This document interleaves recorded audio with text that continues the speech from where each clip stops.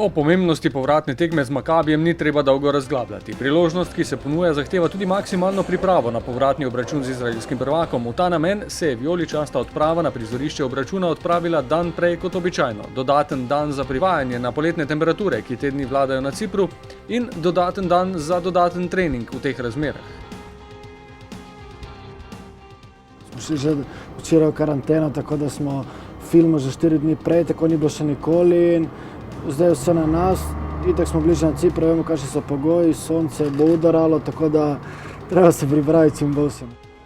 Po dobri 2 uri in pol trajajočem letu iz Maribora na sredozemski otok, na katerem je turistična sezona v polnem teku, je 21 nogometašev, med njimi prvič Ndiaye in Salalih, pričakalo 32 stopinj Celzija. Dare Vršič je spregovoril med drugim tudi o tem, da se bo povratna tekma igrala na nevtralnem stadionu. Ja, bomo videli. V redu je, da ne bo polnega stadiona, kajti v Tel Avivu bi bilo za nas v bistvu mogoče celo prevroče, kar tiče publike. Večerni trening, prvi na Cipru, je potekal na stadionu AEK-ja iz Larnake, medtem ko bodo vijoličasti na stadionu Antonis Papadopoulos, kjer se bodo z Makabijem borili za play-off, trenirali v ponedeljek.